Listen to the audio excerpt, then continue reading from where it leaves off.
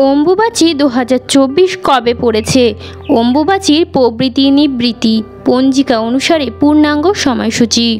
অম্বুবাচীর মাহাত্ম্য এবং নিয়মবলী ও নিষেধ, অর্থাৎ এই সময়কালে কি কি কাজ করা উচিত নয়, এর উপরেই আজকের এই ভিডিওটি বানানো হয়েছে।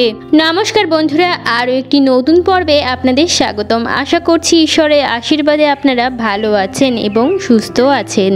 সামনেই আসতে চলেছে অম্বুবাচী। ধর্মীয় বিশ্বাস এই সময় ঋতুমতী হন মাতা বসুন্ধরা। সেই উপলক্ষে নানা নিয়ম পালন করা হয় দেশ জুড়ে। ঋতুমাস হলে মেয়েদের সন্তান ধারণের ক্ষমতা জন্মায়, তেমনি এই অম্বুবাচীর পরই পৃথিবী শস্য শ্যামলা হয়ে ওঠে বসুন্ধরা। আষাঢ় মাসে মৃগশিরা নক্ষত্রের তৃতীয় পদ শেষ হলে মাসের চতুর্থ পদে পড়লেই শুরু হয় অম্বুবাচী। 3 দিন ধরে চলে এই পর্যায়। এই সময় মাটি কর্ষণ অর্থাৎ কৃষি কাজ বন্ধ থাকে। দেবী মূর্তি ঢাকা থাকে কাপড়ে।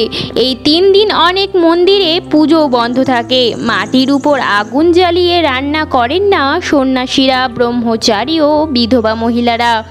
যারা অম্বুবাচী কঠোরভাবে পালন করেন তারা এই 3 দিন খেয়ে থাকেন ফল ও মিষ্টি। এই সময় অর্থাৎ এই 3 দিনে কোনো শুভ কাজও করা হয় না। সনাতন ধর্মে অম্বুবাচীর আছে বিশেষ গুরুত্ব, তাই অম্বুবাচীর নিয়ম নিষেধ প্রত্যেক সনাতন বন্ধুদের মেনে চলা উচিত। তাই আমার সকল দর্শক বন্ধুদের অনুরোধ করব যে আজকের এই ভিডিওটি একদমই স্কিপ না করে সম্পূর্ণরূপে দেখবেন। দেখার পর যদি ভালো লাগে তাহলে অবশ্যই কিন্তু একটি লাইক করবেন, কমেন্টসে লিখবেন জয় মা কামাখ্যার জয়। চলুন বন্ধুরা আসা যাক মূল পর্বে। বন্ধুরা, প্রথমেই আপনাদের জানিয়ে দিই অম্বুবাচী কবে পড়েছে। বাংলায় একটা কথা প্রচলিত আছে, কিসের বার কিসের তিথি। আষাঢ়ের 7 তারিখ অম্বুবাচী।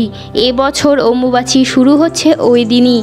অম্বুবাচীর সময় অনেক তীর্থ আয়োজন করা হয়। অম্বুবাচীর মেলা খুবই বিখ্যাত সতীপীঠ কামাখ্যায়। এই সময় দেবীর মন্দির বন্ধ থাকে আর সকলে মন্দির ঘিরে কীর্তন করেন। এরপর চতুর্থ দিনে এই পর্যায় শেষ হলে মন্দির খুলে যায়। রক্ত বস্ত্র আশীর্বাদ হিসেবে মেলে। ভক্তদের বিশ্বাস এই কাপড় গ্রহণ করলে মনের সব আশা পূর্ণ হয়। এ বছর অম্বুবাচী পড়েছে 7ই আষাঢ় 1431, 22শে জুন 2024 শনিবার দিন। অম্বুবাচী প্রবৃত্তি শনিবার 22শে জুন সকাল 8টা 45 মিনিট থেকে। অম্বুবাচী নিবৃত্তি 25শে জুন মঙ্গলবার রাত্রি 9টা বেজে 8 মিনিটে। উড়িষ্যায় এই উৎসবকে রজ উৎসব বলা হয়। সতীপীঠ কামাখ্যা এই উৎসব বড় করে আয়োজিত হয়। কথিত আছে মন্দির থেকে এই সময় লাল তরল নিঃসৃত হয়।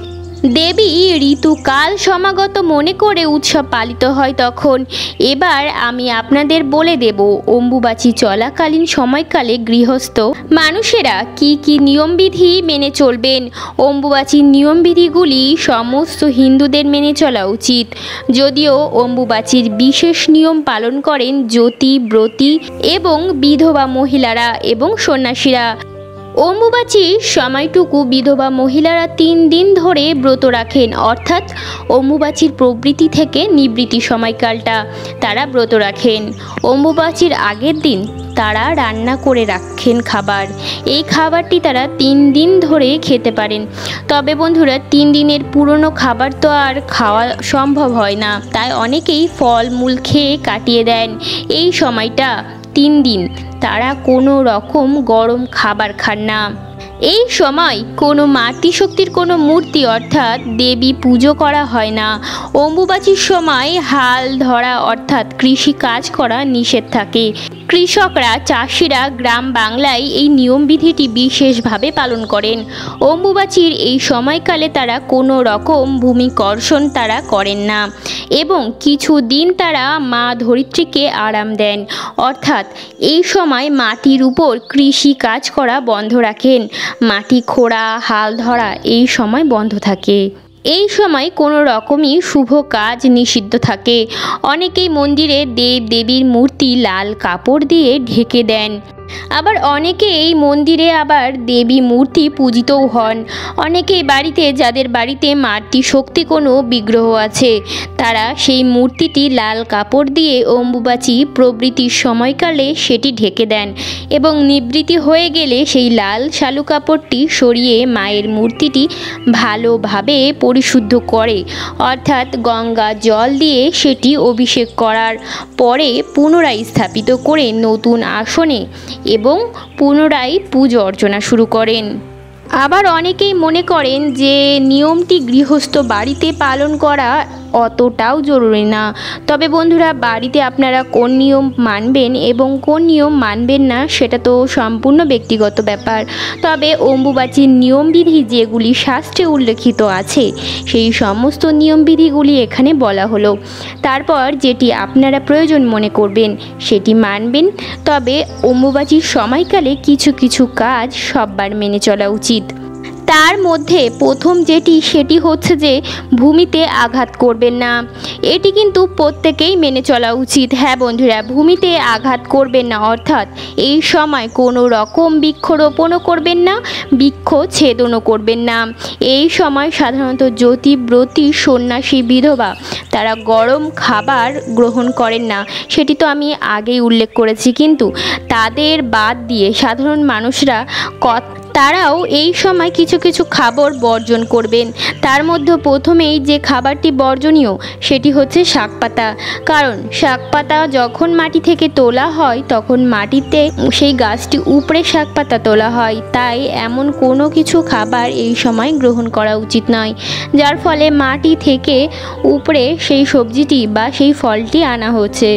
তাই বন্ধুরা, এরকম খাবার আপনারা বর্জন করবেন।